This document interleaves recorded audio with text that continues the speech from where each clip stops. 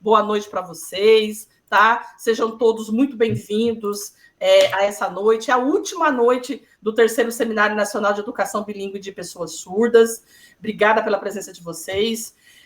Tem pessoas que já estão acompanhando a gente aqui há algum tempo, mas outros são novos aqui para a gente. Então, eu vou me apresentar primeiro. Eu sou a professora Daniane Pereira, eu sou uma mulher de descendência afro-indígena, eu tenho cabelos longos, pretos, que estão nesse momento soltos, eu tenho um rosto redondo, meus olhos são castanhos escuros, estou utilizando um óculos de grau com armação verde, o meu sinal em libras é esse, a configuração de mão em D, dá um toque na têmpora, desce no movimento de semicírculo e dá um toque na cintura, devido ao cabelo mesmo. Eu estou usando uma blusa marrom, um colar dourado, atrás de mim eu tenho uma parede branca com alguns livros. Aqui no campus Socígenes Costa, da UFSB, eu sou a professora de Libras e de Educação Inclusiva, tá? Eu sou doutoranda em letras, mestra em letras, graduada em letras portuguesas, em letras libras, pedagogia, especialista em Libras, em supervisão escolar, educação à distância, educação especial inclusiva e o atendimento educacional especializado.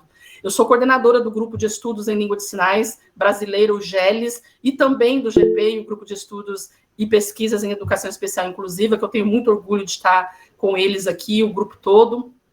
Eu quero mais uma vez agradecer vocês pela presença e dizer que esse seminário ele foi organizado pelo Grupo de Estudos em Língua de Sinais brasileira, o GELES, tá bom? Com o objetivo da gente estar aqui fazendo o que a gente está fazendo desde o momento que a gente entrou aqui na sala.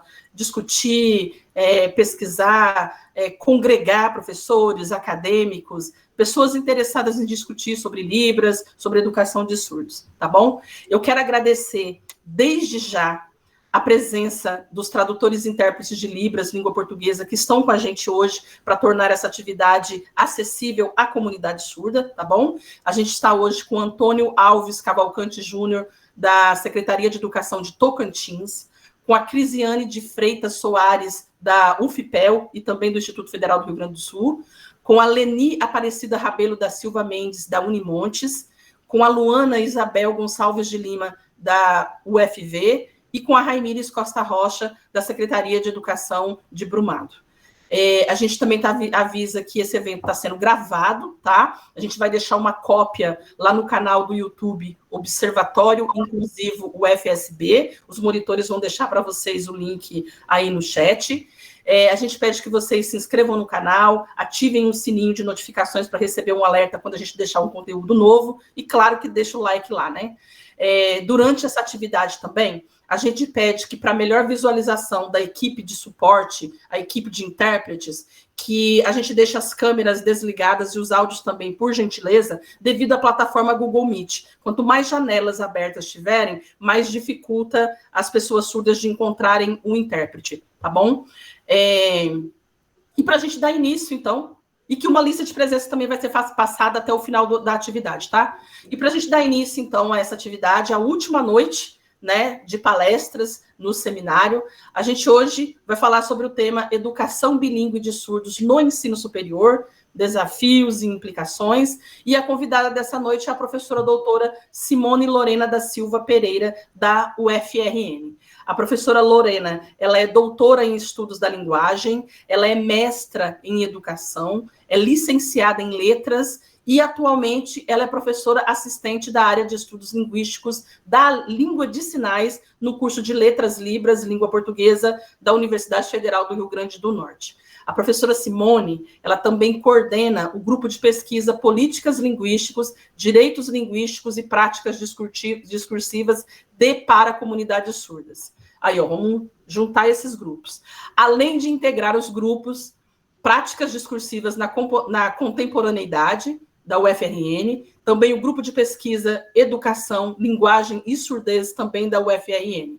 A professora Simone também colabora com o programa de extensão Me Sordo. Muito massa mesmo. Essa questão da língua adicional também a gente consegue puxar no Me Sordo muito bem. Uma ação interinstitucional de apoio a migrantes e refugiados surdos no Brasil, em parceria com a UFRR, de Roraima, né, e a UFOPA, bem como o curso de formação em educação bilíngue para surdos em parceria com o MEC e a UFRN, e também o Instituto de Psicologia e Estudos Surdos. Professora Simone, seja muito bem-vinda ao UFSB, e é um prazer ter você aqui, e fica à vontade. Só um pouquinho, Daniane, para mim ela agora apareceu, tá? Eu tava porque eu não estava enxergando nada, estava preto. Para mim, meu Deus. Tá, ok? Estão me vendo? Então, boa noite a todos. É um prazer enorme estar aqui com a convite da professora Daniane e aproveitar essas trocas. Vamos aproveitar bastante essa noite e a presença, as pesquisas, as vivências e as pesquisas, né, que com relação à área da educação bilíngue de sujeitos surdos. Pode trocar o slide, por favor? Então, eu organizei esse slide para poder nos nortear, mostrar o caminho de como isso aconteceu, né? Sobre a questão do sujeito surdo dentro da educação no nível superior. Então, a gente vê que anterior a isso, precisamos compreender o que aconteceu até eles ingressarem nas universidades, encontrarem essas dificuldades, essas barreiras, e é necessário fazer essa discussão, né? Pode trocar os slides?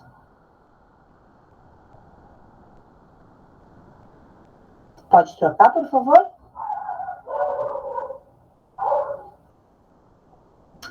Então, contextualizando, né? Antes de dar o passo principal. O sujeito surdo, quando ele está estudando no ensino médio, a gente precisa se atentar a algumas coisas e algumas experiências deles, da vivência desses sujeitos dentro das escolas. Por exemplo, a inserção do intérprete de Libras, se tem ou não, né? Porque isso é possível. As práticas, os aperfeiçoamentos dos professores, utilizando a língua de sinais. Então, isso se faz necessário e é importante, porque nós sabemos que temos alguns intérpretes que não têm o conhecimento ou uma fluência em língua de sinais. E isso acaba prejudicando o sujeito surdo, né? Porque precisa, então, a existência desse professor bilíngue, e é importante isso, justamente para ele poder fazer essa troca com esse sujeito, entre o professor ouvinte, ou professor surdo, junto com o aluno surdo, para que haja essa interação. Então, por exemplo, nós temos um professor ouvinte e o intérprete de Libras, né? O tradutor e intérprete de língua de sinais. Então, precisa se compreender que cada um é um. Esse intérprete de Libras, ele vai estar ali intermediando a comunicação com o sujeito surdo, mas como é que vai acontecer essa separação, né? É um pouco complicado essa distinção de papéis entre esses personagens, porque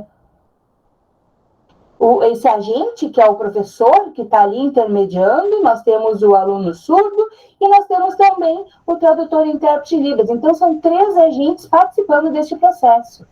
O que nós precisamos refletir é com relação a como a língua de sinais ela funciona dentro das escolas. Porque é só no momento da sala de aula ali em que se coloca o intérprete de Libras para poder fazer a intermediação. E na secretaria, por exemplo, fora desse ambiente, se a pessoa for querer não tenha a língua de sinais, como é que vai acontecer esse diálogo, né? Então, se faz importante a língua de sinais ela circular dentro desse ambiente escolar. Outro item importante, que se é necessário, a questão do processo, da qualidade desse processo, do estudo desse sujeito. O aluno surdo, será que ele consegue criar estratégias didáticas, encontrar algum material, alguma forma de conseguir aprender? Porque os professores, eles estão ali ensinando sujeitos surdos como se estivessem ensinando professores ouvintes.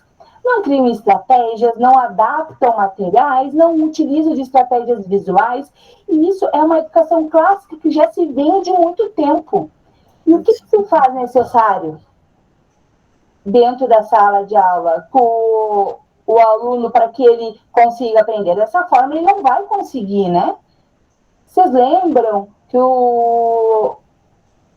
que não é só a questão de resumir a atividade para o aluno e dizer, não, é fácil, pode fazer. Não, a gente precisa ter uma certa qualidade nesse processo de ensino para esse sujeito surdo. Outra questão também que se faz importante é o último item, né? Que é principalmente para nós, dentro das universidades, que atuamos nas universidades em que há sujeitos surdos, que há uma variação com relação à aquisição da linguagem desses sujeitos que ali estão presentes. Por quê? Vou dar um exemplo, né? Às vezes o sujeito surdo ingressa na universidade e ainda não tem a apropriação da sua própria língua, da língua de sinais.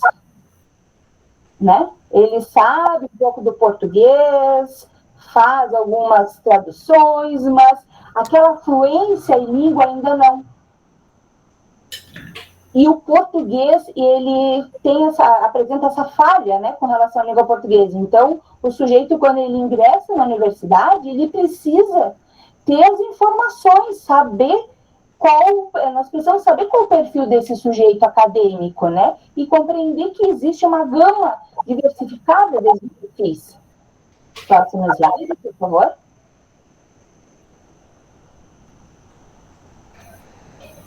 Então, falamos do sujeito surdo no ensino médio.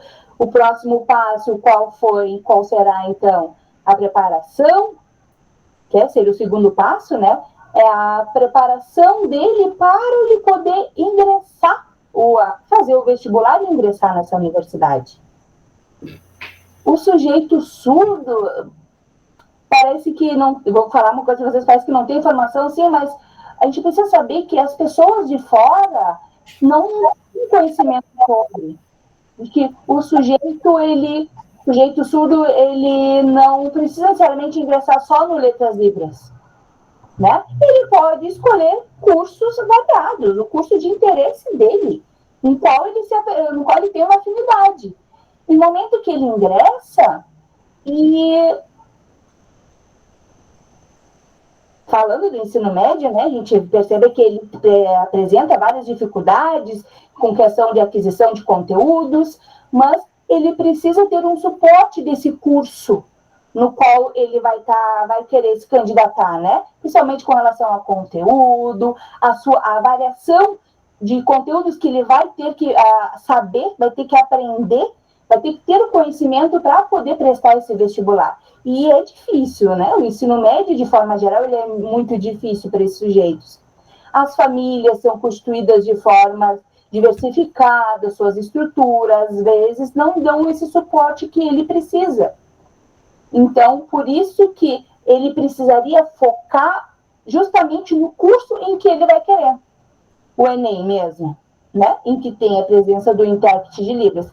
Então, já foi uma conquista, mas isso significa que já está pronta a acessibilidade comunicacional? Não.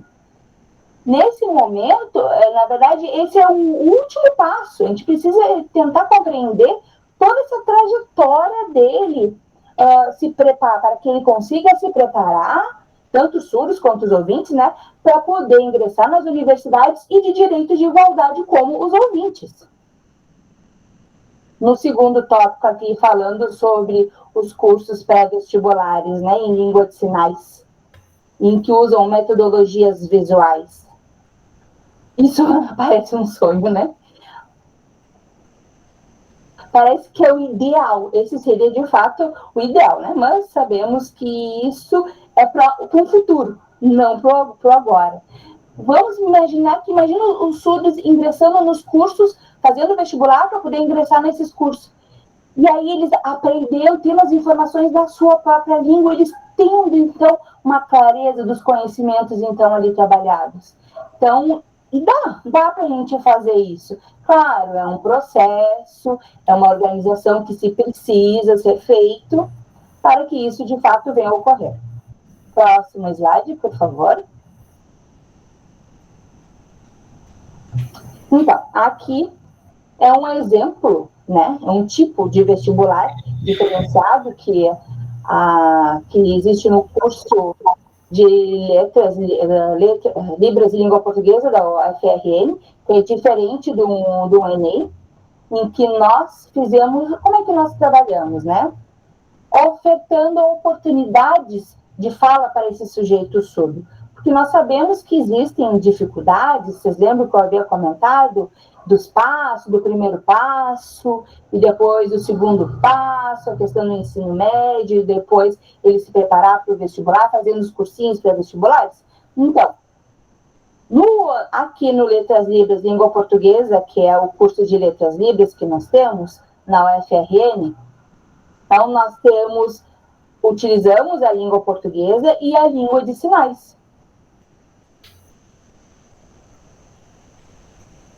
Claro, nós temos uma grande quantidade de sujeitos surdos, claro, se sobram vagas, o que são feitas com essas vagas desses cursos? Sim, aí são ofertadas para as pessoas ouvintes que ingressaram, mas são prioritariamente 75% das vagas destinadas a esses sujeitos surdos.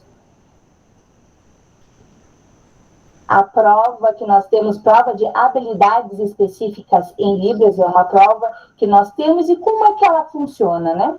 Vocês lembram que eu havia comentado que é da necessidade de uma divulgação sobre o tema que vai ser, esse sujeito surdo vai conseguir ter acesso, em que ele consiga entender o que está sendo falado, para assim conseguir estudar e se preparar? Então, essa prova de habilidades específicas em Libras vai fazer esse papel, vai preparar esse sujeito surdo para isso. E, claro, são utilizadas algumas estratégias para que ele consiga realizar esse vestibular, né? Com relação a materiais, tem alguns conteúdos que são obrigatórios, tá? E oportunizando vagas, então, destinadas para sujeitos surdos. Claro, não é diferente de outros cursos, né? Que o acesso é feito pelo Enem, mas o nosso curso de Letras Libras, Língua Portuguesa, nós ofertamos o sujeito surdo a ingressar desta maneira. Pode trocar o slide, por favor? Bom, o próximo passo, então, seria qual? Ok, já entendemos, sujeito surdo, ele ingressou no curso da Letras Libras, então, e quais são os outros caminhos, ou outros cursos, né, em que ele possa vir a ingressar? Mas, por exemplo, vou relatar um pouco da minha experiência, né, de como é que os surdos acabaram ficando ali estudando dentro desse curso de Letras Libras oferecidos por nós, pela UFRN. O ensino, ele era, então, direto em língua de sinais, e todos os professores, eles eram bilíngues. Claro, isso é uma coisa comum, né? Porque o professor ali, então, ele vai ter essa interação com esse sujeito surdo, ele vai estar percebendo se o aluno está compreendendo, se não está compreendendo. Então, por isso que essa interação, ela tem uma boa funcionalidade. Eu também coloquei ali sobre... Vocês lembram que eu havia comentado que o principal problema dos cursos de Letras Libras era a questão das disciplinas obrigatórias, em que fosse ofertado professores de outros departamentos, né, de ensino? Então, aqui não. Aqui nós não temos esse problema, porque aqui é tudo em língua de sinais. Porque no momento que é ofertada essa disciplina, por exemplo, os alunos, então, podem acabar tendo alguns problemas, porque eles vão reclamar, porque essas pessoas não sabem língua de sinais, porque tem uma certa falha na comunicação, que não conseguem compreender, esses professores também não conseguem compreender a identidade desses sujeitos, não conseguem adaptar atividades, materiais, e a gente sabe que isso pode acontecer, né? Qual o lado positivo com relação ao Letras Libras que nós oferecemos? Os professores, então, eles são todos bilíngues. Então, isso é de extrema importância comparado aos outros cursos. Outra coisa também é com relação ao apoio do sujeito surdo permanecer dentro desse curso. Em 2017, por exemplo, nós tivemos uma comissão de um comitê de tradução e interpretação dentro da UFRN, porque ali nós organizamos através de tabelas para poder destinar bons intérpretes, vão para cá, vão para lá, e assim nós conseguimos organizar. E isso é importante para nossa área, para que o sujeito surdo consiga se desenvolver e também para que os intérpretes também consigam atuar e assim ter segurança nesse processo, porque vai estar utilizando dentro da universidade estratégias visuais para poder se comunicar. Outro detalhe importante também é com relação ao aluno surdo, de que quando está o intérprete, ele está ali para poder interpretar as atividades, né, para esse aluno, e isso é importante. Os departamentos também, né, o CIA, tá? Que é a Secretaria de Inclusão e Acessibilidade, né, em que ali vai ser inserido os materiais, tudo. Então, tem esse suporte, o suporte pedagógico também ele é importante, então, os orientadores também são importantes, os servidores, as bolsas de acessibilidade, em que o aluno surdo também pode estar fazendo, as bolsas de monitoria, participando desses programas. Então, vejam aqui, todos os itens listados, claro, temos algumas ações em que são ofertadas dentro da universidade, né? Focando mais no Letras Libras, estimulando esses alunos a permanência dele e não a sua desistência, para que isso seja evitado, para que ele consiga permanecer nesses estudos. Outro detalhe também importante e positivo são as bolsas de monitoria, de tutoria, as bolsas de monitoria e de tutoria, né? Essas duas bolsas que são ofertadas, em que o aluno, no momento que ele consegue essa bolsa, é uma forma de ele conseguir, por exemplo, financiar seu transporte, o material, a alimentação, através dessas bolsas em que ele pode acabar recebendo, né? Então, são oportunidades em que o sujeito surdo, ele vai aprender e vai acabar atuando como professor dentro desse contexto. Outro programa importante, que é a Bolsa de Acessibilidade, tá? Em que essa Bolsa de Acessibilidade voltada ao sujeito surdo, em que, claro, são pessoas que têm certa dificuldade financeira, que não têm trabalho, então é disponibilizado então, esse programa de Bolsa Acessibilidade. Nós também temos a Bolsa de Extensão. E nesta bolsa de extensão, o que nós temos, né? Hoje, nós temos o PIBID. Nós temos o PIBID. E esse PIBID, nós temos em torno de 72 alunos em que fazem parte desse PIBID, desse programa, né? Então, vocês percebam, a maioria, o que vocês acham? São ouvintes ou são surdos que fazem parte desse PIBID? Qual a opinião de vocês? E olha, se surpreendam, são surdos que fazem parte desse programa, né? Então, nós vemos que os surdos, eles estão adentrando em alguns outros espaços, conseguindo, de alguma certa forma, participar dessas bolsas, participar desses locais, e assim conseguindo amadurecer e se desenvolver como um futuro docente, que ali vai estar se formando. Então, veja, isso é algo muito positivo e que vem acontecendo dentro da nossa universidade. E isso é dentro do curso de Letras Libras do UFRN, da UFRN. Em outros cursos, sabemos que existem algumas certas dificuldades com relação a isso, né? Infelizmente, nós temos os intérpretes de Libras, mas esse quantitativo ele é pouco. Nós precisamos de muito mais. O governo, por exemplo, acabou extinguindo o código de vagas para poder contratar os tradutores e intérpretes, e isso acabou prejudicando muito esses alunos, né?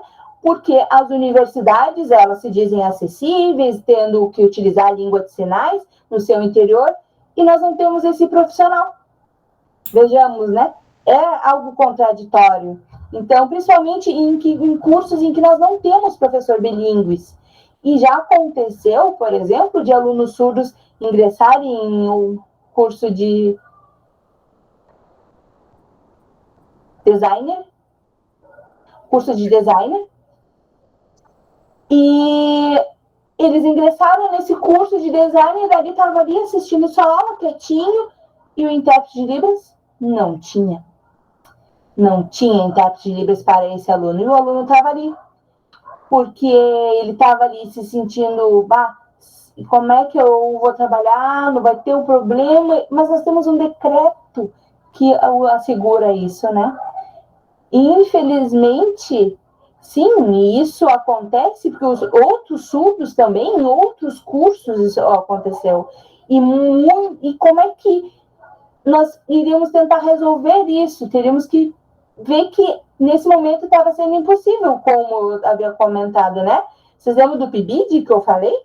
Em que a maioria dos alunos eram surdos e em que tinham como referência aqui o FRM.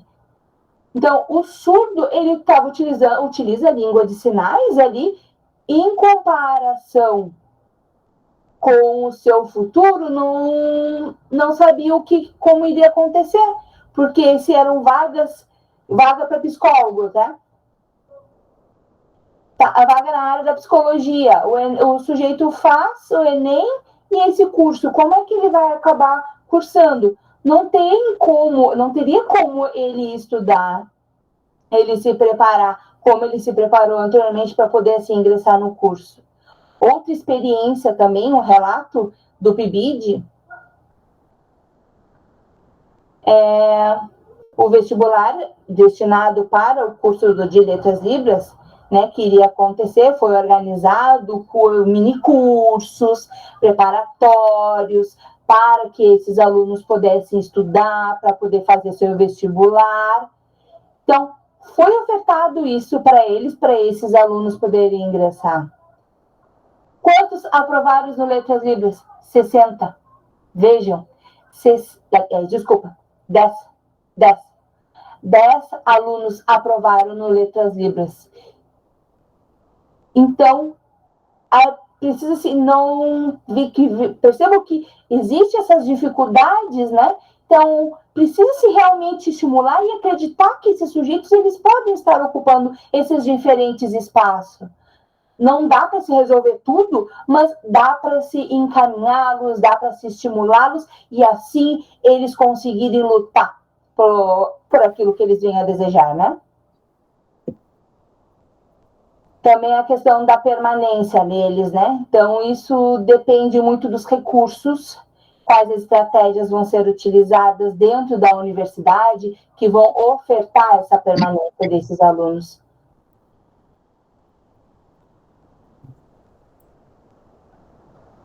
Então, vocês vejam aqui no Letras Libras, vocês pensam que é tudo maravilhoso? Não. Nós temos as secretarias do curso, que as pessoas que estão ali trabalhando, as secretárias, né? Em que elas não são bilíngues, por exemplo. E se elas não são bilíngues, o coordenador do curso, né? Acabou mudando para sendo dois surdos. Então, a universidade, ela precisa, sim, estar em constância mudança, para que os surdos consigam avançar. Imaginam 2 surdos como coordenadores. Tanto o coordenador quanto o vice, né? Então, isso foi um impacto e isso precisa ser feito. Próximo slide, por favor.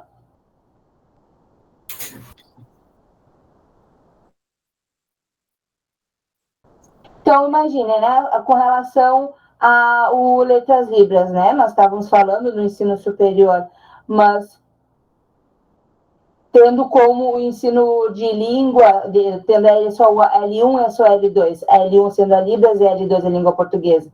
Nós temos uma palavra ali, o pronto. Será que Será que o surdo está pronto? Que ele está pronto, de fato, para isso? Para uma educação bilíngue de surdos no ensino superior? Não, né? Infelizmente, ainda não.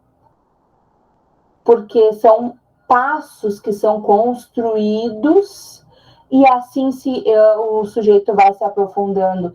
Então ele vai se adaptar. É complexo, né? Então, vejo que esse processo, ele é complexo, não é um processo, assim, tão fácil e rápido. Pode trocar o slide, por favor?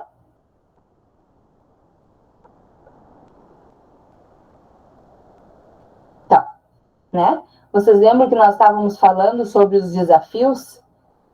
Dentro do nosso tema principal, nós temos os desafios, e aqui nós temos vários deles, para nós podermos refletir sobre. Então, o sujeito surdo que ele ingressa no ensino superior, né? Vamos pensar como é que vai ser. Como é a sua experiência ali dentro, como é o seu aprendizado acadêmico, como ele se constitui como sujeito acadêmico. Então, coloquei alguns itens aqui, né, para a gente poder discutir. Então, o primeiro, ele vem falar sobre a interação desse sujeito, em que as vagas das universidades, elas não são em que o aluno vai lá só para aprender, não, é para além disso, é importante o aluno que ele consiga se desenvolver e amadurecer para que a instituição, então, ela consiga proporcionar isso para ele. As oportunidades de bolsa existem várias e às vezes eles acabam perdendo porque eles não têm a ciência disso, porque eles não têm informação e essa informação ela não é acessível quando há. As experiências deles na iniciação científica, né? Que é a IC, para mim, seria o primeiro em que o surdo iria ingressar foi no ano passado. Foi a primeira vez em que o surdo ingressou na iniciação científica. Vocês imaginem, em 2024, o primeiro surdo aluno a ingressar na iniciação científica. E os outros? E as outras oportunidades que tiveram? Que os surdos não sabiam que eles eram que eles poderiam participar das iniciações científicas. Então, né? Infelizmente, né? Não tinha bolsa financeira, né? Não era um recurso financeiro que existia, mas era um curso que tinha dentro de um departamento. Mas quantas publicações poderiam ser publicadas, que ele poderia ter experiência, né, no nosso curso. Então, são alunos jovens que estão ingressando, que querem ir trabalhar, e são professores que já estão ali há muitos anos, que já publicaram vários materiais, têm muita experiência já, e eles conseguiram bolsas, né, para um quantitativo maior de bolsas. E a gente, infelizmente, tem que estar, de uma certa forma, tendo um pouco de paciência, mas, ao mesmo tempo, lutando, não deixando isso passar. Outro detalhe importante também, em que agora existe dentro das universidades, em que a gente está utilizando um sistema, o SIGA, o sistema SIGA, tá? Esse aqui é o sinal, o sistema SIGA, em que ele ainda não é acessível para os sujeitos surdos. Vocês imaginam, ali é ofertadas disciplinas, as imagens, né, ali que não tem nada com relação a isso, né? Então, tem muitos alunos ouvintes também que não sabem língua de sinais, que vão ali, se inscrevem na disciplina, e aí vejo, meu Deus do céu, o que é isso? Língua de sinais? Libras? Como assim? Né? Dentro desse sistema. Outro exemplo também, no momento em que há um aluno surdo, tá? Com autismo. Então, é uma certa dificuldade, acessibilidade para esse sujeito, né? Porque ele não sabe entrar dentro do cigarro, ele apresenta dificuldades, ali as informações não estão claras, ele não consegue se achar. Então, ele só consegue seguir porque com a turma, né? Porque ele sozinho, ele não consegue. Então, agora, nós tivemos alguns inscritos, nós tivemos um aluno inscrito, e esse aluno inscrito, ele é autista, surdo, foi o único aluno surdo autista que nós tivemos inscrito, no momento em que ele foi lá foi se matricular na disciplina, né? O que aconteceu? Nós tivemos que adaptar alguns materiais, algumas disciplinas, para que ele pudesse cursar. Seriam os estudos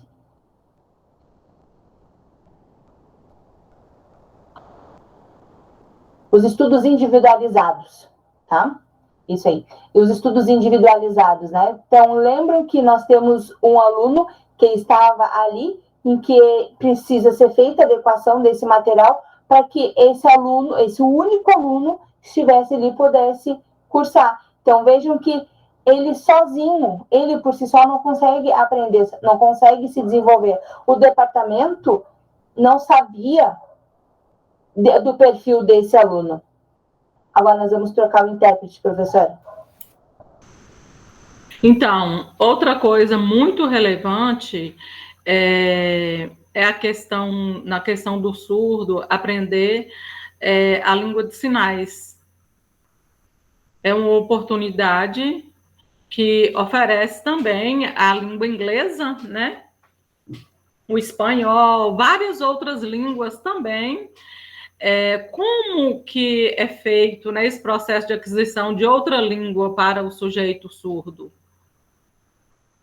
No caso do bilinguismo também, né? O tradutor-intérprete, às vezes não tem um tradutor-intérprete, né, que tem conhecimento acerca de outra língua, mas é relevante nas universidades, né? A gente apresentar para esse surdo a língua de sinais de outro país, né? Ou a língua de sinais de outro país, a American Sign Language, né? Que é a língua de sinais americana, o gestuno. E também precisa estar presente, né, nas universidades para quebrar até essa quebra, né? Dessa estrutura. Então, incentivar também, motivar esse sujeito surdo a ter interesse acerca de outra língua. E, às vezes, dá um pouco, né? A gente fica um pouco angustiado também na questão, né, do aluno, ele, às vezes, em viagem, né, o aluno, o surdo, o sujeito surdo, ele viaja, né, e tem várias experiências em outros estados do Brasil, né, que o sujeito surdo, ele consegue participar de tudo, ou não? Ele consegue ter uma acessibilidade, né, de verdade em outros lugares? Então, a informação é clara, ele consegue ter essa informação, né? Então, assim, é muito relevante também pensar, né, no aluno surdo nas universidades, nessa parte também. O acadêmico, né? O acadêmico surdo também, às vezes, conversa, né, sobre o português,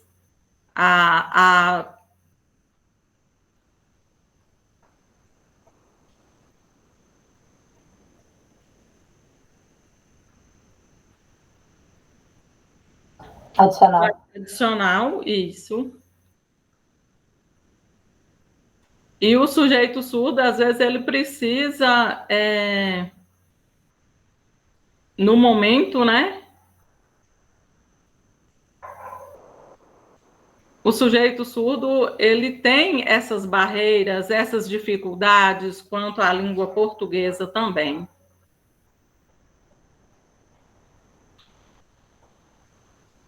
Outra coisa muito relevante também nas universidades é a questão da aceitação, né, quando o aluno vai apresentar o TCC.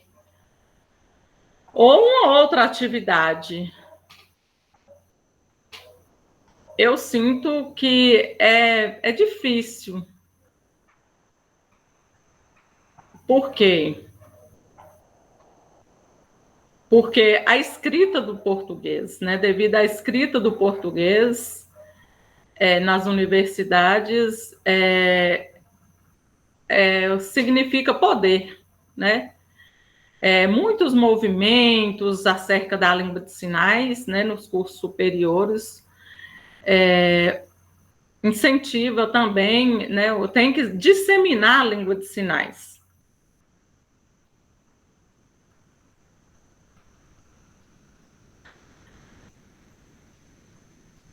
Sobre a questão do tradutor-intérprete de Libras também, em outros lugares, a minha banca na universidade, né, a apresentação, o professor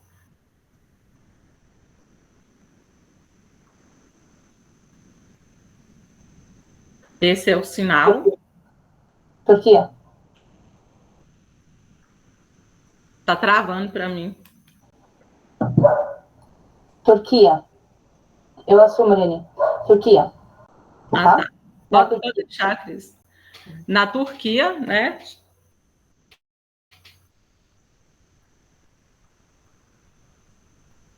Lá, a língua falada é a língua inglesa, né? E outros países também, né, tinha presença, né, de pessoas de outros países, e o tradutor-intérprete era fluente na língua inglesa, né, e fazia essa tradução da língua para a língua de sinais. E o intérprete usava o gestuno para fazer, né, essa tradução. Tá travando para mim, gente. Alguém pode entrar? Não, tá travando a câmera dela ou não? Ela tá. Tá, professora, a senhora pode falar sobre sinais internacionais? A partir dos sinais internacionais? Tá. Tá, sim, estou conseguindo lhe ver bem. Então, essa profissão de intérprete de Libras futuramente precisa se ampliar a questão linguística, né, da tradução, porque as universidades, as políticas realmente de uma internacionalização, né, para poder se trabalhar dentro dessas instituições. E isso é importante para que esse profissional seja capacitado. Próximo, por favor.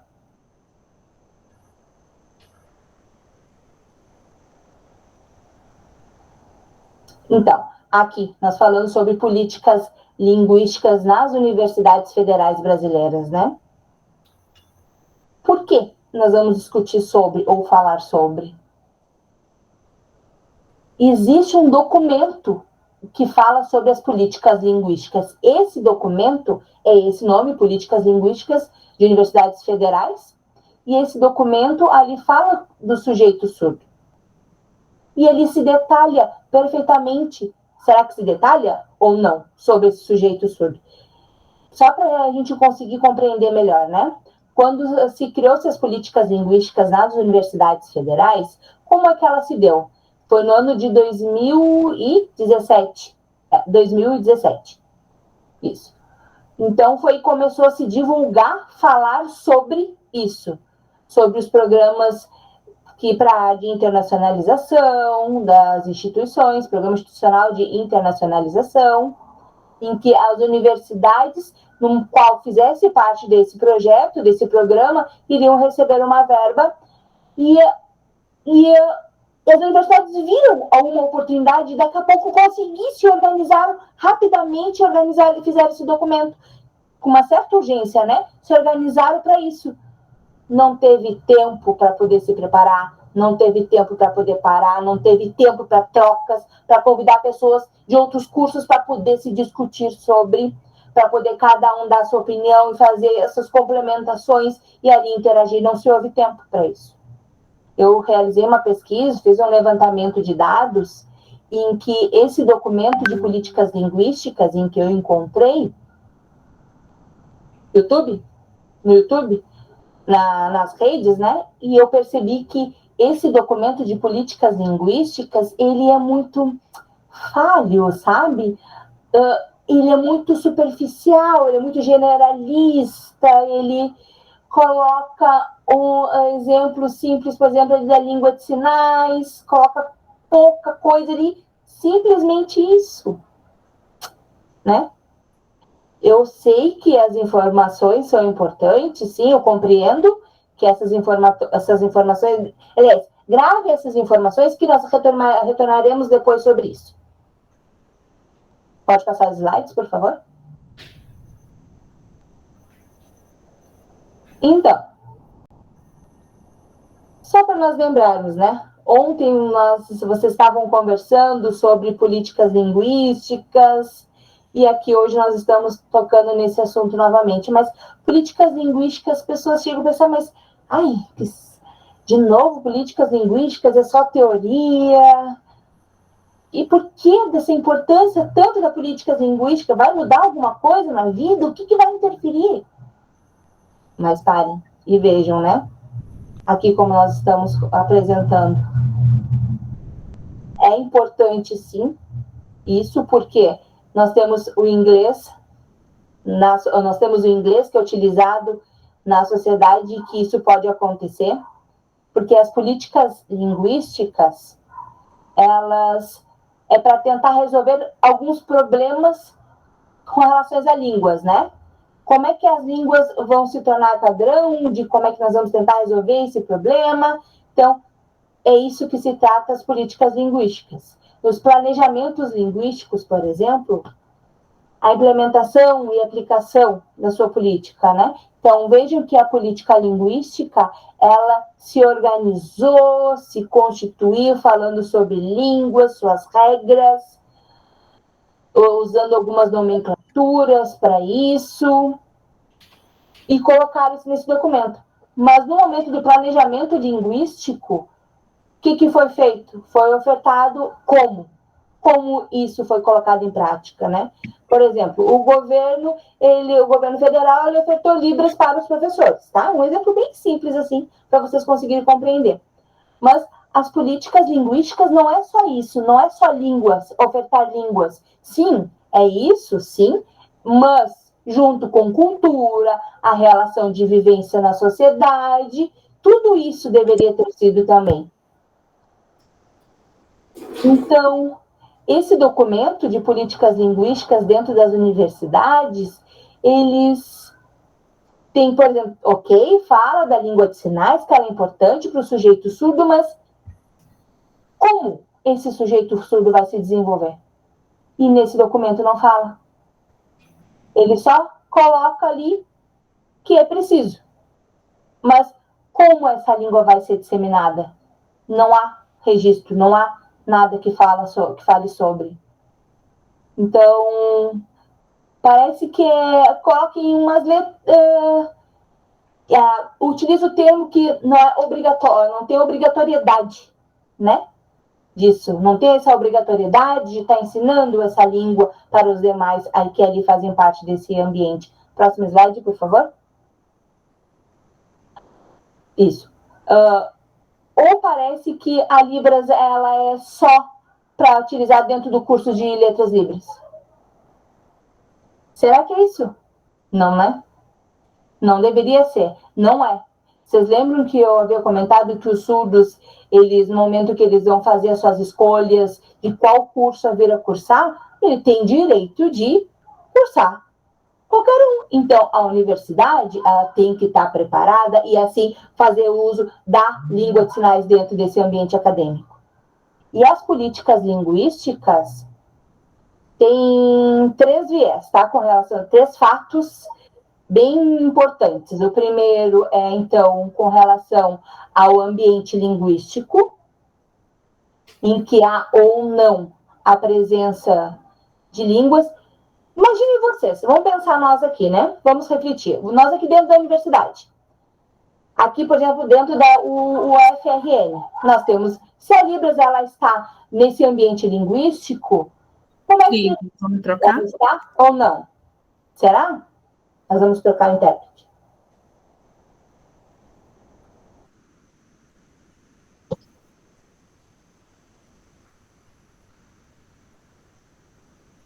Pode continuar, professora.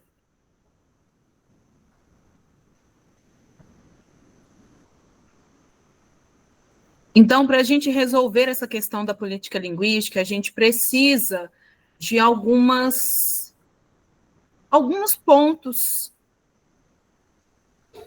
alguns critérios para que sejam seguidos. Por exemplo, no ambiente linguístico, se não tem dentro desse ambiente linguístico uma política linguística, como que a gente vai fazer? É falho. É falho. Vocês sabem, né, em relação a Libras presente dentro da universidade, dentro desses ambientes, tem? Tem a presença? Aqui na universidade ainda não tem. A Libras, ela circula dentro deste meio, né, dentro da educação bilíngue, mas em espaços, em outros espaços, em outros setores, não tem. E também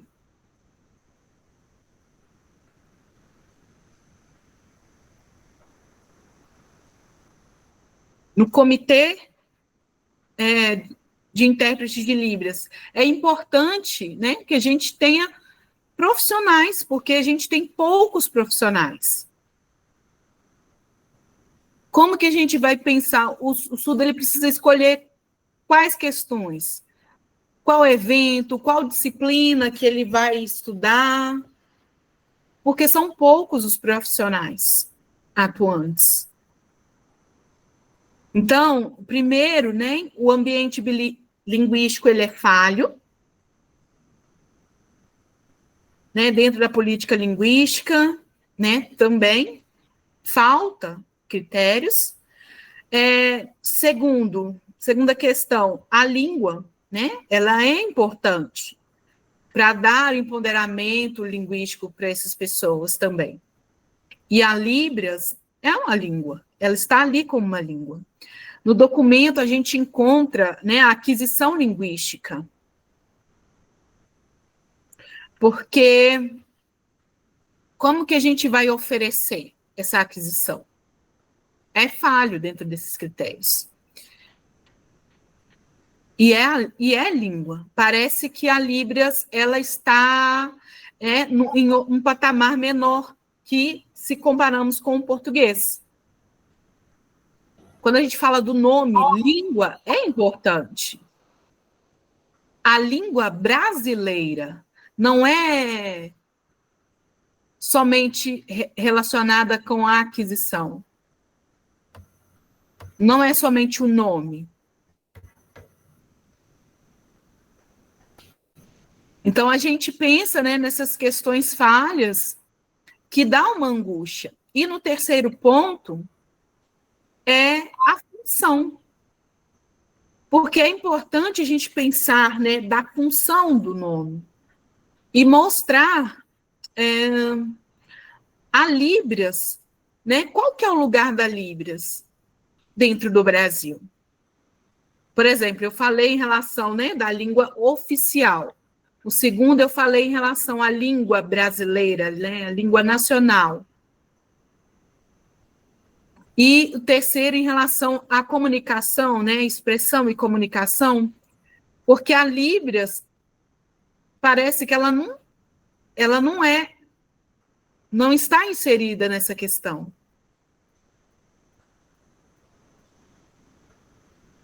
Então, por que a gente tem essa questão? A lei 10.436, a gente encontra o que delineado nela? É comunicação e expressão. Por exemplo, a Libras, ela não tem relacionado como uma língua oficial, ou língua, né, nacional. Não é. A lei da Libras, ela vai mostrar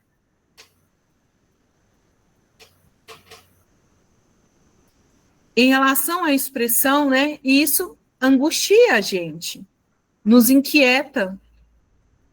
Porque se não tem com clareza, né, o que está disposto na lei, parece que as coisas ficam, né, sem entender, ficam perdidas, e é difícil da gente colocar isso. Então, essas três, né, características que eu falei, 3 critérios que eu mencionei para vocês, é para a gente fazer uma organização da política linguística.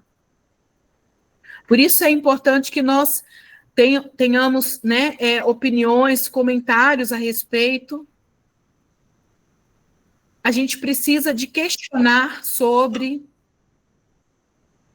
o ambiente linguístico também. Ele é presente, ele existe, sim ou não? Ou o que está disposto é só uma estratégia para movimentar a comunidade surda? E para dispor dos intérpretes de Libras? Ah, não precisa de mais intérpretes de Libras, né? Pode passar, por favor.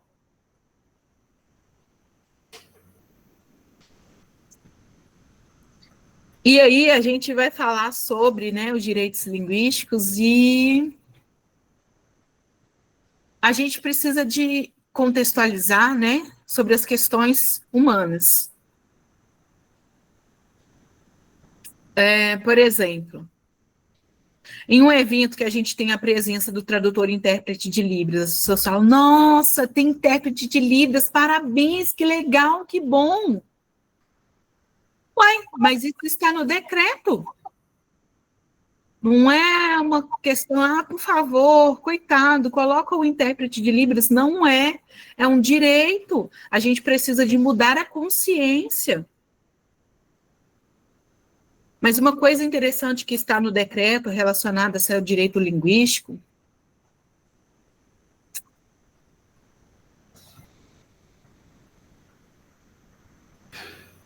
é em relação à língua, né? Há uma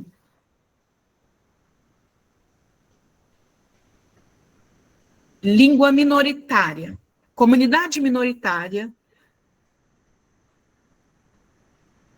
mas também a gente precisa de mostrar a importância que nós temos, né, em refletir sobre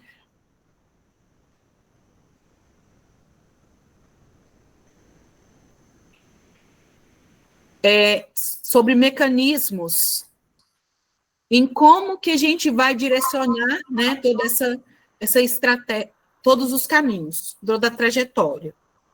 Então, por exemplo, o surdo,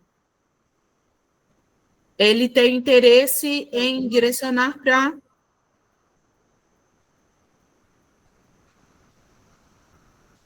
intercâmbio. Para um intercâmbio. Ele tem um interesse de ir para um intercâmbio, um país fora. Mas como que ele vai fazer? O que ele precisa? Do que o surdo precisa? Ele precisa, né, do inglês escrito, ele precisa de saber como que ele vai fazer, né, em relação a ele como surdo, que não adianta só ele falar, eu sou surdo. Tá, tudo bem, mas eu preciso de organizar, preciso de incentivar, porque é outro lugar, né? Ele precisa de estar com tudo minuciosamente organizado. Pode passar, por favor.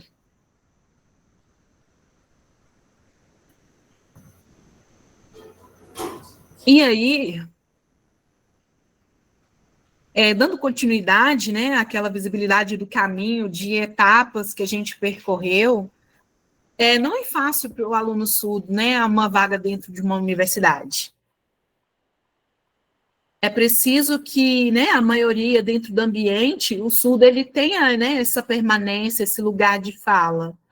Ele precisa de estar dentro do movimento, dentro do ensino superior. E também é importante que nós, como professores, nós entendamos que é um processo, é um processo histórico, né, em relação ao surdo. Toda a trajetória que ele teve ao longo da vida dele, de ensino médio, de organização, né, do percurso no vestibular. Existem muitas variáveis. Então, às vezes, né, a gente pensa, é fácil falar surdo, surdo, mas e aí? A gente precisa de ver a contextualização. Dentro das universidades, precisa de ver que é um ensino tradicional.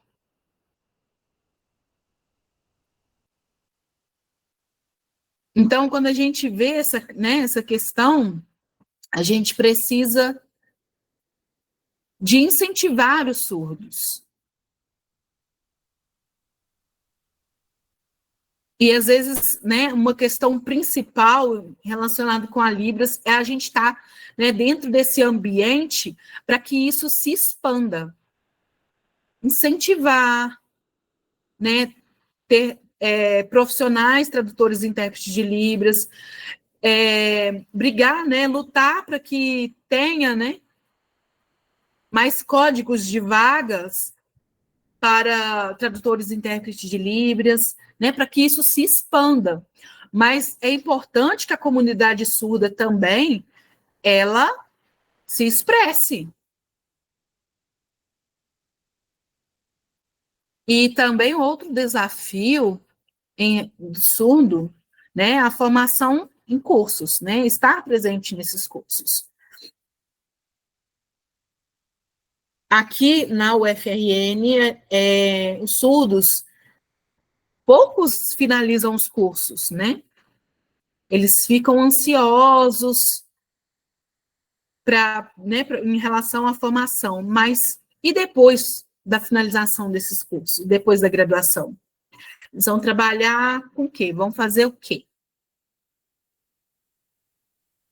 Só formar e depois eles vão se estagnar? Não, eles precisam de continuar essa trajetória. Por isso, né, que a gente precisa de incentivar, chamar esses surdos, né, para esse ambiente, incentivá-los, orientá-los, né? Se tem outro perfil, também incentivar o surdo falar, né, da educação bilíngue. Eu vou formar na área. Não, tem vaga em outros cursos também, em outras graduações. Sim, eles podem estar nesses lugares. Então, também eles precisam de ter essa questão. O surdo, muitas vezes, eles vão, né, para a universidade, eles estão presentes nas universidades, e também, né, em relação ao sistema, a gente precisa de quebrar esse sistema, porque, né, educação bilíngue, não, a gente precisa, sim, reclamar, a gente precisa de falar, de questionar, a gente precisa, né, de adaptação desses materiais também. A gente precisa de trazer essa acessibilidade em língua brasileira de sinais. Não, existem vários pontos. Então, essa temática, ela realmente é muito difícil. E a gente precisa de dar a oportunidade, né, de interagir, de questionar, de trazer experiências, né, e de trazer dentro dessa contextualização das universidades, para que a gente possa apoiar e incentivar mais sujeitos surdos, para que eles adentrem dentro do ensino superior e que tenhamos mais surdos dentro das universidades. E isso vai modificar, sim, isso vai mudar, eu acredito. Bom, desculpa, primeiramente, pelo tempo. Eu quero agradecer também. E agora já são 8h15, né? Eu atrasei um pouco, mas eu quero agradecer pela oportunidade de estar compartilhando com vocês. E eu espero, né, de novo, estar aqui presente com vocês. Agradeço a Damiane, ao grupo, né, GP e o GEX. E também parabenizar vocês, né, para continuarem a essa trajetória. Obrigada a você, Lorena. A gente que agradece, tá? Mas não pensa que você está indo embora, não. Não vai.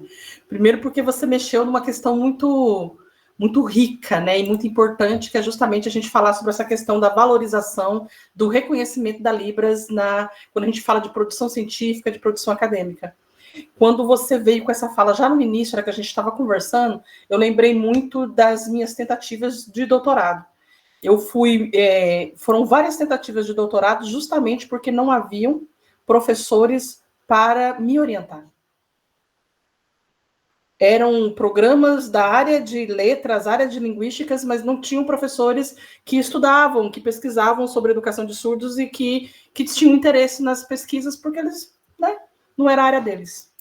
E aí a gente pensa, se isso aconteceu com a gente ouvinte, você imagina com a pessoa surda, né? Então, é a gente voltar justamente para essa questão e da gente pensar nessa questão da comunicação da pessoa surda quando a gente está falando agora sobre pesquisa, sobre criação de conhecimento.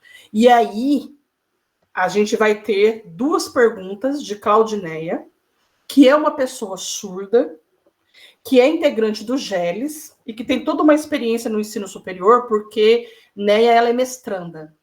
Ela começou a fazer um mestrado na UNB, ela vai contar isso daqui a pouquinho melhor. Ela começou a fazer o mestrado dela na UNB, teve que trancar, e ela está na Unimontes. E ela deixou 2 perguntas aqui, e eu vou passar a palavra para a Neia, porque ela está aqui com a câmera ligada, ela mesma vai poder perguntar para você.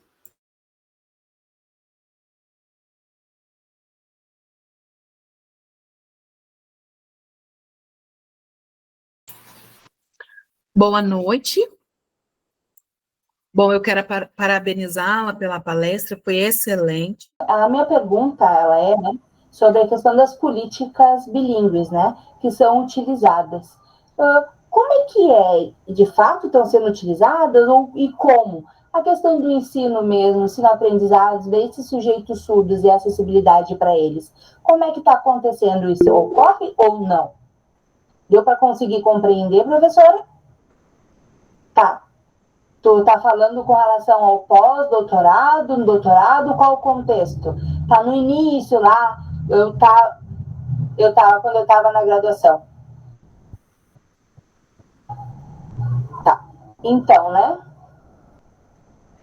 As políticas, esses documentos políticos que existem justamente para questões linguísticas, ela é de 2017, eles são de 2017, né? As políticas linguísticas. E agora precisa-se, com urgência, pedir esse auxílio do governo federal para que esse momento não se pare e consiga, então, assim, se articular, né? Ou se há essa articulação, é de maneira mais fraca. Então, as universidades, elas precisam, então, ver esses documentos, detalhar esse documento, porque não há essa detalhação, porque como é que vai se provar o que é importante e o que não é, né? Então, a educação bilíngue de pessoas surdas dentro das universidades, ela é bem complexa, bem complicada, difícil. Na graduação, então, precisa se colocar um intérprete de Libras, e é ali esse perfil desse profissional, então, é um perfil de que seria condizente com o ensino superior. Nós sabemos que acontece, né, a questão da formação para esses profissionais tradutor e intérprete é escassa, nós sabemos disso, somos cientes dessa situação. O mundo, ele não é perfeito, né? Nós não temos professores bilíngues que pudessem estar ali sinalizando diretamente, mas nós temos dificuldades e precisamos, não é só nessa área, tem algumas áreas também que elas não aceitam isso, que vem o surdo com um certo preconceito, ou então eles acabam super protegendo esse sujeito, pensando que ele não é capaz, e não, ele sim, ele é capaz, ele pode lutar, ele tem a língua de sinais, e ele tem que estar se colocando nesses espaços. O sujeito surdo, cara, vai depender, e a questão do português, né? A grande questão é a língua portuguesa, porque a língua portuguesa é uma língua de poder.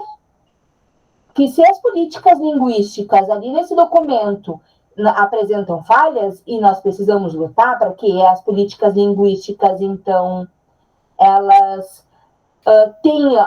sempre tem algo por trás com relação ao comportamento desses sujeitos, né? Por exemplo, já aconteceu aqui no curso de Letras Libras da UFRN, em que o vice-coordenador era surdo, tá?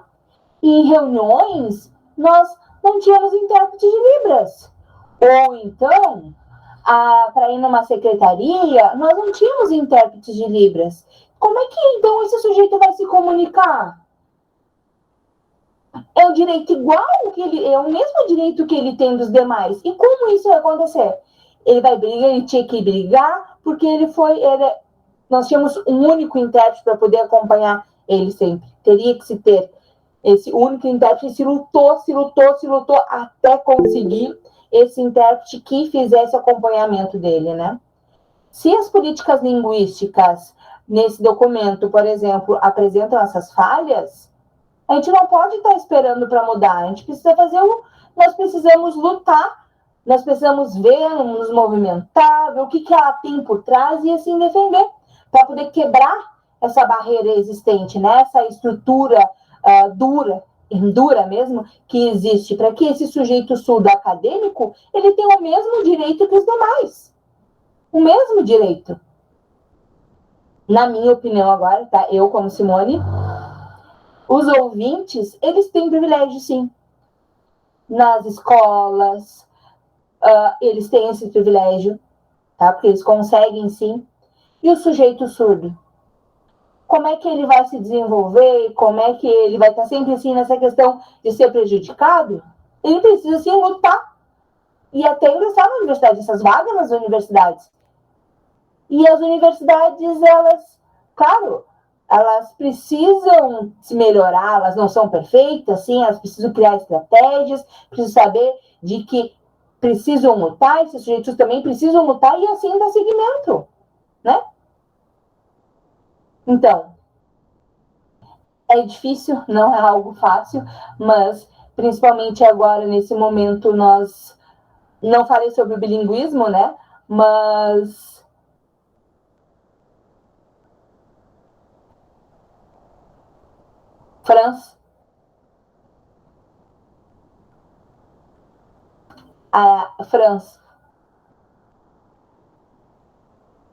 a translinguagem, né? Essa translinguagem, o que ela significa? Que é justamente essa variedade linguística que esse sujeito, ele incorpora, ele adquire. É que os ouvintes, a partir da interação com outros sujeitos, ele vai adquirindo a língua, ele vai conseguindo se comunicar. Ele não vai separando, agora vai ter o português, agora eu sou uma pessoa que fala outra língua. Então, e na língua de sinais? Não tem, né? Então, o sujeito surdo, ele tem que estar ali adquirindo, internalizando essas línguas para que ele consiga, então, dar seguimento, né? Claro, é uma luta contínua, em que não para, então nós temos que seguir sempre. A tua presença dentro das universidades, ela é importante porque ela é uma marca, mostrando em si essa movimentação, essa valorização do sujeito surdo, que ele está ali se empoderando, e é um caminho contínuo, não dá para parar. Precisa, parece que às vezes ter uma certa energia, né, que os surdos precisam estar ali lutando, buscando os professores, lutando por professores bilíngues, ou aproveitando as oportunidades. Não é uma benevolência, não, vocês não estão pedindo favor, não é isso, tá? Não é isso, é direito de vocês, é direito do sujeito, tu entende?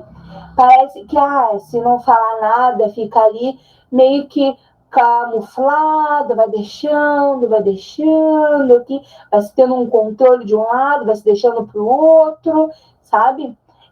Esse preconceito, ele tá ali disfarçado, e é isso. Então, mas parabenizo a ti pelo teu esforço, pela tua luta, me sinto feliz por estar aqui hoje contigo, nas produções acadêmicas, tendo surdos fazendo essas produções, porque é uma visibilidade e é importante isso. É uma história que vem se dando continuidade e que lá se há divulgação, que é importante sim, é importante a valorização, de colocar os sujeitos surdos como autores, mostrando as suas vivências, e continue. Tu vai fazer mestrado, doutorado, pós-doutorado? Vamos? Sim, eu vou. Então, mestrado, sim. Então, eu gosto muito, né? Acho importante a gente dar seguimento aos estudos e estar sempre lutando. É difícil. A gente sabe que existem falhas, que isso acontece, né? Outra pergunta, eu tenho vontade de fazer concurso, ter algum contrato, trabalhar na área da docência em língua de sinais. Mas hoje, esse processo de seleção, ele é falho, né? Porque nós não temos intérprete de Libras, faltam vários critérios que não estão condizentes, e aí as outras pessoas passam na frente, os concursos mesmo. Tem ali os critérios, tem uma legislação para isso, mas nos contratos, não. Os contratos vai indo, né? E a minha pergunta é, as universidades, elas são responsáveis como? Como podem garantir essa acessibilidade na contratação de professores surdos? Professores surdos que estejam ali atuando, trabalhando dentro dessas instituições federais, trabalhando nas adaptações dos currículos, na pesquisa, através do conhecimento, como? Como isso pode se dar?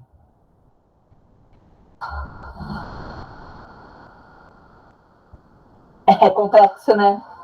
Porque eu fico imaginando um concurso do governo federal, um concurso do governo, né? Em que a prova ela é em língua portuguesa. E tem várias perguntas, em que tem que ter acesso ao conhecimento, em que a escola não te proporcionou, e aí? E não tem uma banca de avaliação para a língua de sinais, e isso falta, isso é necessário, sim. Vou te falar uma coisa.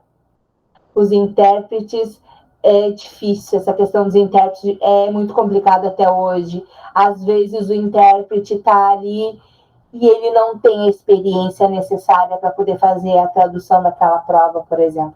Ter uma segurança para fazer aquela tradução. Isso também é um outro dilema. Então, quem sabe o caminho seja a movimentação da comunidade surda. Aqui já aconteceu de uma prova em que o surdo ele foi muito prejudicado, porque não tinha um intérprete de Libras. Foi cancelado porque o surdo entrou com processo no Ministério Público e impugnou aquele concurso, porque não tinha acessibilidade àquela prova, né?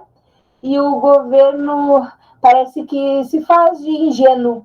Ai, não, surdo, sabe, todos aqueles cuidados, mas precisa sim se organizar um documento falando sobre isso, que é um direito, e colocar ali os critérios que são necessários para essa contratação, para esse concurso, por exemplo, né? Porque precisa se dar uma boa formação para esses sujeitos surdos, mas lá na escola.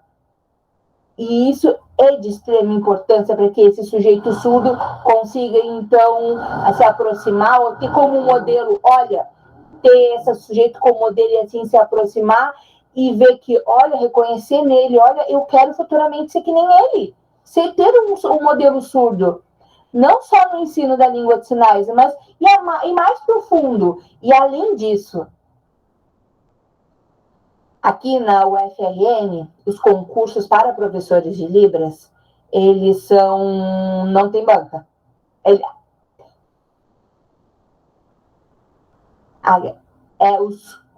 Aqui não tem banca para esses concursos, os professores do Letras Libras são bilíngues, nós temos surdos que fazem a avaliação, e o surdo está sempre ali presente. Qualquer banca e qualquer universidade precisa se ter esse sujeito surdo para poder participar dessa avaliação. E aí nós lutamos para isso. porque é necessário a questão da visualidade, a valorização desse profissional. Porque as pessoas olham, ai, sujeito surdo, não, ele é inferior. Não, não é inferior. Por conhecimento, nós somos iguais, são iguais, têm os mesmos direitos. Quantos surdos, quantas pessoas amigas em que nós temos ali o contato diário dentro das escolas bilíngues, dentro dessas universidades. Quantos conseguem aprender através desse contato com a língua de sinais com esses alunos, né? Essas bolsas, né, que nós havíamos falado, né, em que privilegiava, sim, o aluno surdo. Então, foi-se estimulado para que esse sujeito fosse fazer parte dessas bolsas, fosse reivindicar. Não sei se eu consegui te responder, né, mas, sim, é uma comunicação, uma intermediação e que realmente é complicada e é complexa. Agradeço muito por isso, porque os surdos da comunidade, eles precisam, sim, estar sempre lutando, estar sempre indo atrás, porque não é que seja difícil, não é fácil, né? Mas a gente precisa se equiparar aos sujeitos ouvintes, e para isso nós precisamos estar sempre lutando para poder estar provando que nós somos iguais a eles. Tem uma dissertação, eu vou ler tua dissertação. Me chamou bastante atenção tua dissertação. Obrigada, Claudineia. Obrigada, Simone, pela resposta. Eu sei que tem mais gente querendo fazer pergunta, mas devido ao adiantado da hora, a gente não vai poder fazer mais. Eu sei que já vieram pessoas aqui no meu zap, já sei que tem gente prontas para isso, tá? Mas já são 20h34 e eu preciso liberar o pessoal, tá bom? Então, mas Simone vai estar com a gente em outros momentos, né, Simone? Vamos fazer uma parceria aí bacana, você tem grupos de pesquisas também, né? Sim. Presencial também, eu vou lá para a Bahia. Pois é, ela tá doidinha. Tá ela, tá Carlos, tá Flávia, o povo tudo tá doido para vir para cá. Nós vamos pensar em alguma coisa, tá bom? Simone, mais uma vez, muito obrigada pela sua presença, pela prontidão em aceitar nosso convite para estar aqui. Muito obrigada. Quero agradecer mais uma vez os intérpretes de Libras que estão com a gente, os monitores que estão por trás também agindo e as pessoas que estão presentes, né? Esse é a última atividade do seminário. A gente espera vocês no ano que vem para a 4ª edição, já vamos para a 4ª edição, mas também deixo o convite, tá, Simone? Depois eu vou passar no seu zap. A gente está com um dossiê em aberto, né, na revista Omnium. Então, contamos com a sua participação também na revista, tá bom? Pessoal, então, mais uma vez, obrigada a todos. Eu vou passar a palavra para a professora Simone para ela se despedir de vocês e a gente se encontra aí nas próximas atividades do GELS. Quem está com dificuldade para assinar a lista de presença, aguarda mais um pouquinho que eu vou resolver, tá bom?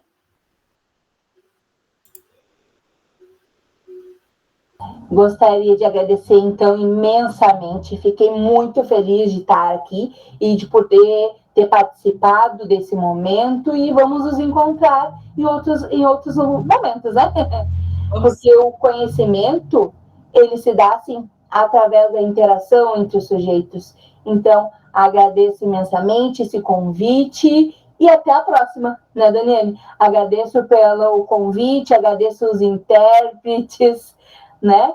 Que eu sei que ali essa questão, eu lembro que eu havia comentado que eu ia fazer na voz, mas ia ser mais fácil, mas agradeço por terem aceito essa proposta da sinalização. Um beijo a todos. A gente que agradece. Boa noite. Muito obrigada. A questão da sinalização é porque você sabe que nem todos os intérpretes têm a prática, o exercício da oralização. Então, outras pessoas poderiam estar aqui nesse momento, mas de qualquer forma foi ótimo da mesma forma, né? Eu agradeço de novo de coração. Aí. Sim. E é importante isso, né? Porque é uma área em que a gente precisa discutir sobre, precisa se apoiar e precisa fazer essa troca entre as equipes para que a gente, assim, consiga, então, se unir e crescer, né? Mas obrigada novamente. Eu que agradeço mais uma vez, beijos, e a gente vai se falando então, tá? Depois eu mando algumas coisinhas aí para você no chat. Obrigada de coração. Pessoal, mais uma vez, boa noite.